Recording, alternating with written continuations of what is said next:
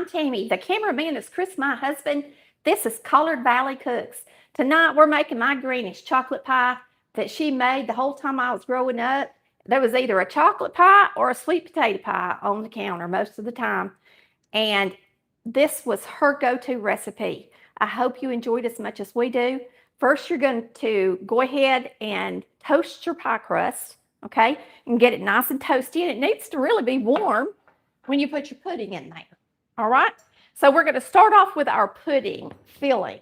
And you're going to start with a cup of regular sugar, 3 tablespoons of cornstarch, and a 1/4 cup, I think it's a 1/4 cup of cocoa. It's a 1/2 cup of cocoa, actually. But you can use less. I tell people all the time, it's a lot of cocoa, but if you don't want it that chocolatey, if you make it and it's too chocolatey, tonight I'm going to use just a little less because it is a lot. All right? And we're going to whisk this up together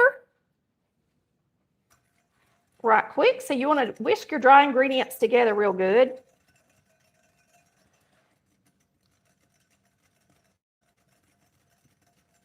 Yes, I used to make this pie and people said it didn't have enough cocoa in it. So I added more cocoa and now it's just about got too much cocoa in it. So y'all just mark it up in your cookbooks. It's according how you like it really, as to how much you want to put in there. Anywhere from a 1/4 to a 1/2 cup really. All right, so now we're going to put in a cup of evaporated milk and a cup of water. You're going to see how fast this comes together. So there's the cup of evaporated milk.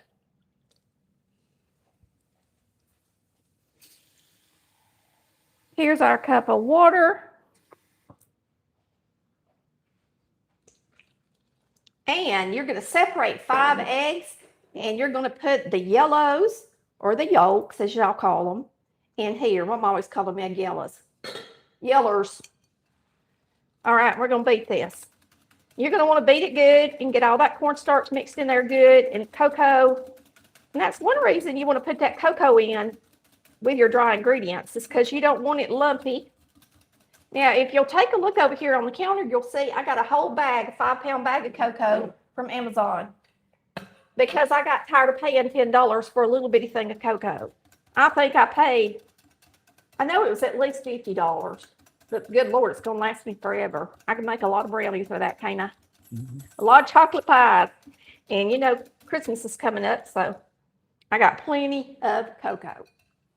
Now, you're just going to take this, put it in your microwave, simple as that, for 3 minutes. And everybody's microwave is a little different. So you're going to cook this until it's nice and thick. And everybody's microwave, like I said, is different. So start it off on 3 minutes. And then we'll stir it. And then it should take it another 3 minutes in my microwave. My microwave is about 1,100 watts, 1,200 watts, something like that. I don't really know for sure, to tell you the truth. Now for your meringue, you're going to take those 5 egg whites that you separated. You're going to use a 1/4 cup of sugar, 2 teaspoons of cornstarch,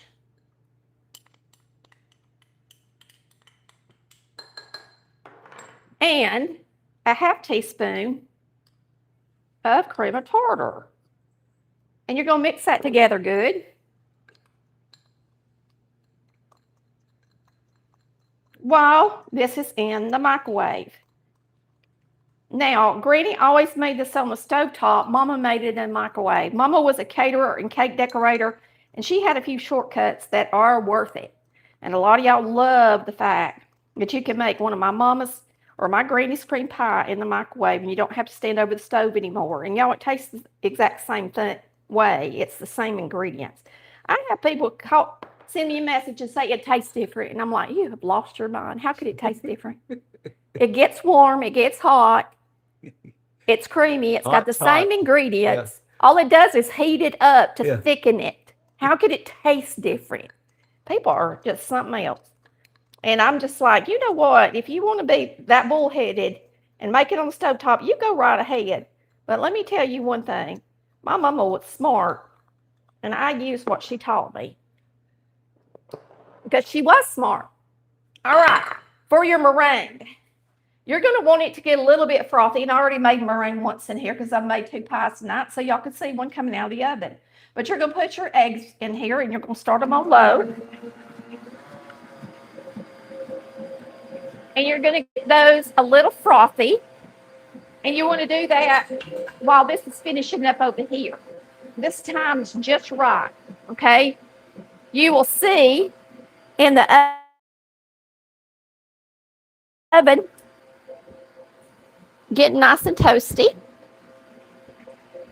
And we're going to bake this at 325 for at least 20 minutes. You want to make sure that egg gets good and done. If it doesn't, it's more likely to run in your pie, okay?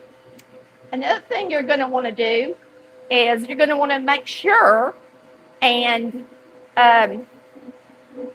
cool this pie all the way down to room temperature before you put it in the refrigerator.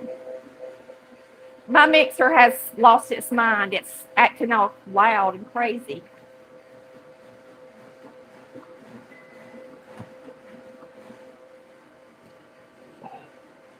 Let me turn it up a minute and see if it stops. Once it gets started, it really goes to town. Stop it. You were being bad, mixer. It's old, and I might need to get some new parts for it. All right. Lord knows I've used it a lot. Now we're just going to mix this really good. Beat it really good. You want to make sure there's no cornstarch or anything left in the bottom. And when you first beat it, you make sure all them eggs are mixed in there real good. And if you're not confident in your mixing, use a hand mixer and do a good job, okay?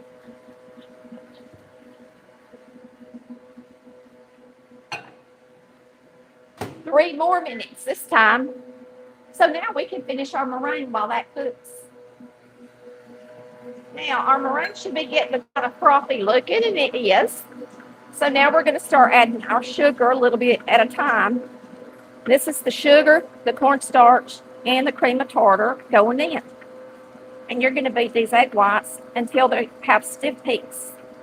But you're going to start them out slow so that the sugar has time to kind of melt a little. You don't want to beat them up real fast. And you want to give it time to meld and marinate, okay? Get that sugar in there good.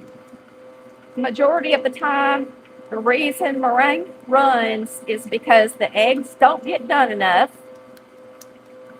or the sugar is crystallized and in big pieces of sugar crystals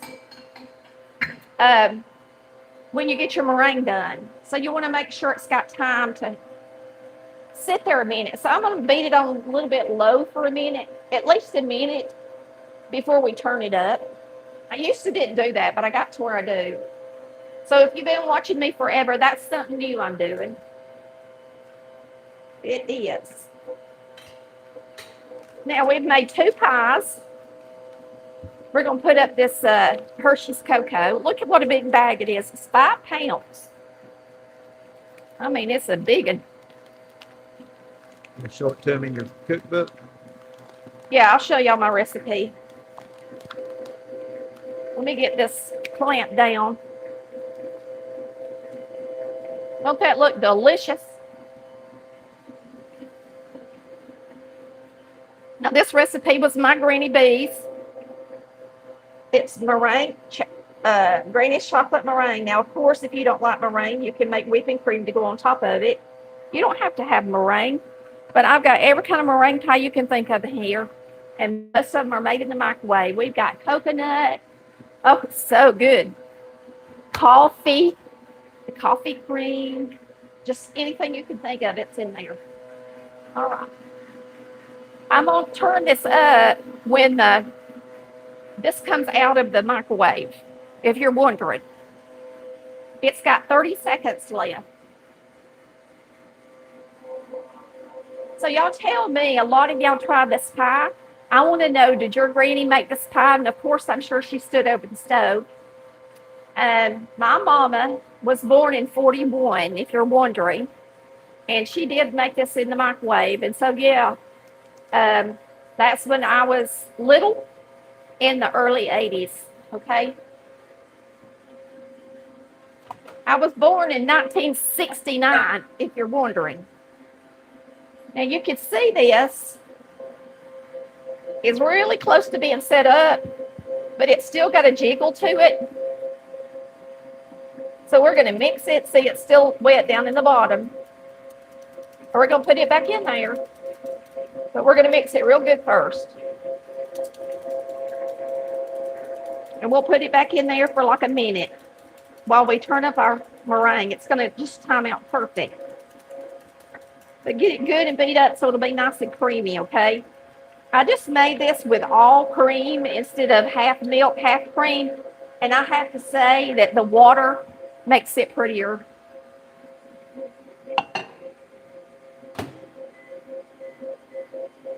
One minute. All right, let's turn this up over here. We need stiff peaks. That's sat there and mix for a while. Should be good. Now, when our pudding comes out of the microwave, we're going to add a little vanilla extract and some good old butter.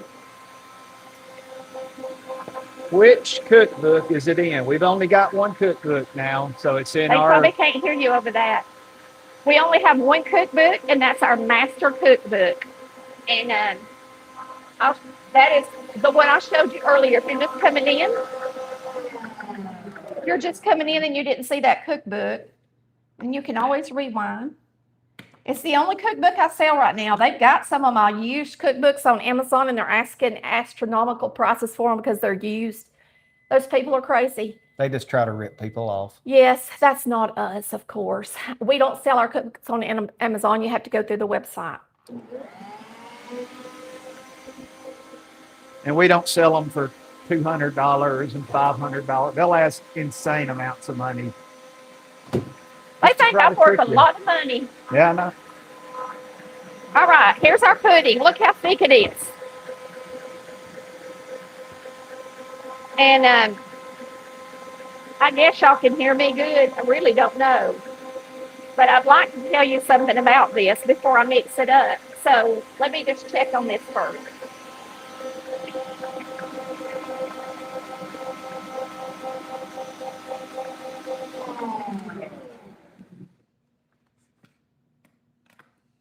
Oh, yeah. Okay, that's ready. Woo! Thank goodness, that thing is loud.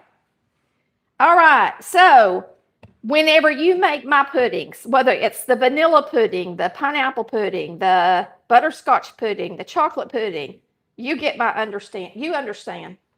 You understand. You see how thick that is? It needs to be thick. It needs to look thick like that. It's not going to thicken in the refrigerator, okay? So you cook it in your microwave until it's thick. Do not get it out runny and think it's going to thicken later. That's the biggest mistake people make.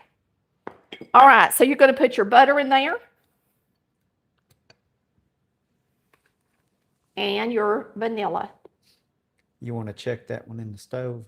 I know it's okay. It's been 13 minutes since we started this. Yeah, I know it's okay. And we're going to beat this. Yeah, it doesn't hurt to bake them a little bit longer than 20 minutes. They usually do fine. I can open it and make sure, but they usually do just fine. Ooh, it is brown. You had to. I've got the convection on. I know. That's why I asked. Did you see me turn that on? Yeah. When did I turn that on? When you put it in the oven. When I was talking. Lord have mercy. It's still, it's perfect, really. Lord, it's brown. It ain't too brown. Y'all, I got it brown all right. I had the convection on. I didn't realize that. Because usually you can leave it in there 20, 25, 30 minutes and it'd be just fine. All right. Well, we got a nice brown pie to cut. Don't we? All right, here we go. You're going to take your crust You want to get your meringue on your pudding when it's hot. No matter if you're making a lemon meringue, chocolate meringue, it don't matter what kind of meringue you're making, get it on there while it's hot because you want your eggs to cook, okay? This is always the hardest thing for me. Stand this way.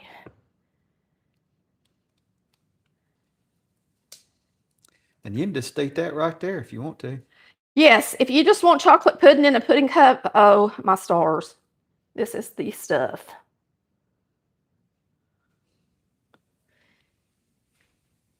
And the pie I cut in a minute is going to be a little bit different texture because I made it with all cream, and it's going to be a little thicker than this one.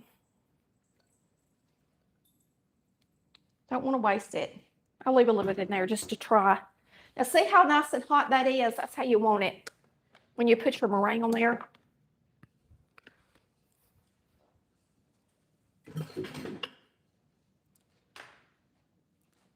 So we were saying earlier, when you're cooking your pie in the oven, it's not for cooking the chocolate, it's for cooking the meringue. Correct. So it's not going to help your chocolate set up. You need to make sure your chocolate is nice and thick when it comes out of the microwave or off the stovetop, however you choose to cook it. You can make the same recipe on the stovetop. You don't have to make it in the microwave. You just have to cook it till it's good and thick. You can make it over an open fire if you want to. Yeah, that's what Chris always says. When people are like, my mama did this, my mama did that. He's like, well, you know what? Their mama made it on an open fire, but I bet you won't. People are so funny. Because, you know, seriously, their mama probably did make stuff on the open fire. Does that mean you're going to go and cook everything on top of an open fire? Heck no. Does that mean your mama would? Heck no. She loved having a stove. And you know what? If she'd have had a microwave to make pudding in and it made this pretty of a pudding and it made it this pretty, she would have used it because she used her stove. Otherwise, she'd still been cooking out on the sticks. Good Lord, women have brains. I'll give us some credit. All right. Like air fryers, a lot of people are like, oh my gosh, they're the best thing that's been invented since the microwave. Better than the microwave. We use our air fryer way more than we use our microwave. I love the thing. I think it's one of the, it don't heat up the house as much. You can make little biscuits in it. I mean, it's just wonderful for two people and one person. Heat up food. Look at that beautiful, beautiful, beautiful pie. I'm not going to get that when it's dark for the picture. I like it like that other one. Chris likes it dark. That's the way it ought to be. All right, we're going to slide this in here. You're going to bake it at 325 for 20, 25 minutes, something like that. And we're going to slice this one while it's hot, and I'm going to show you how pretty they set up. Whew, that was easy, wasn't it, y'all? Mm-hmm. Do y'all like my dress? I got it on Amazon. My dress was, I think it was about $30, which is kind of pricey for me to pay for a dress. I usually pay about $25. But I think it's super cute. I was very surprised at the quality. It's nice and cotton and heavy. It's a nice dress. Matter of fact, I'm hot in it. It's so nice. All right. We need to get What we need. I need something that I can cut this on without it sliding everywhere. She's gone. And I need a white plate. She's back. I need a white plate. Okay. To put a piece of this pie on. Mm-hmm. Instead of black. I think.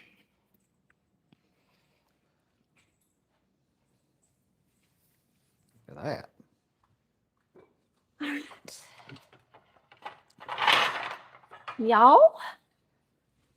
Y'all ready? I'm so glad to see everybody. I hope y'all are having a wonderful weekend. And we do thank you for tuning in. And I hope y'all stay and watch me cut things. Sometimes people do, sometimes people don't. But lots of times they just want the recipe. Y'all can go on my website all day long and get a recipe. Yep, everything we make's on the website or in the cookbook. Lord, this is not working out too good.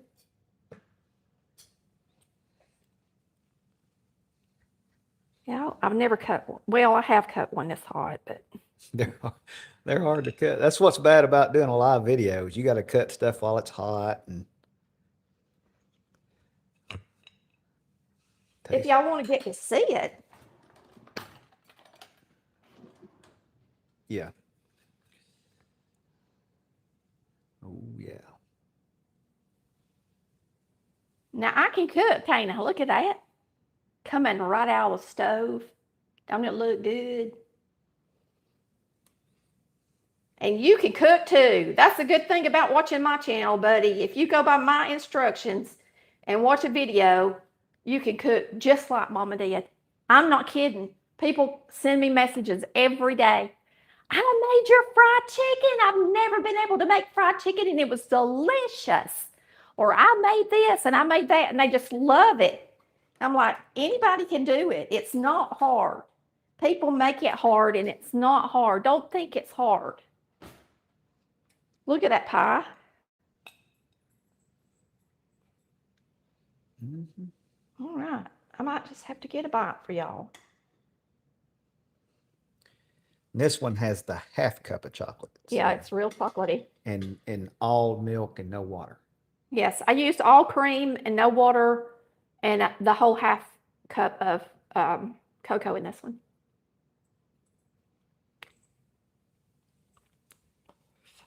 Hot, but oh, you could eat your weight in it. Somebody made this for their mother the other day, and she said she loved it. I hope y'all enjoy it. I hope y'all make it. Y'all send us a message when you make it and let us know if it was any good. Make sure you write it in the comments. And if you don't have a cookbook, you really need one because I'm going to tell you all these recipes I got learned growing up, they're in there and they're good ones. Every single reunion, every single church thing, every time I ever went, there was one of these pies. Yes. Every single time. But wasn't many of them, was there? No. Probably one person made Yeah, it. one or two, you know. And some of them may not have the meringue, but they always had these. Yeah. I mean, every Granny time. did too. Granny always had them made. Always. Granny had a smokehouse. Smokehouse. Oh. If y'all had a smokehouse, tell me. Granny had a smokehouse, and when we picked up potatoes, a whole family picked up potatoes. And she put all the potatoes in the smokehouse. And we got enough potatoes to fill up her smokehouse, and we'd put them under our house in the crawl space. Y'all tell me if y'all did that. Well, anyway, she grew her own sweet potatoes, and she always had a sweet potato pie made too. My granny ate so many sweet potato pies. Her and granddaddy lived to be 90 and 93, and they ate Crisco shortening every day. And they had a sweet potato pie and a chocolate pie all the time. Y'all have a wonderful day, and we'll see you next time on Collard Valley Cooks, where we cook like our mamas did. Bye, y'all. Love ya.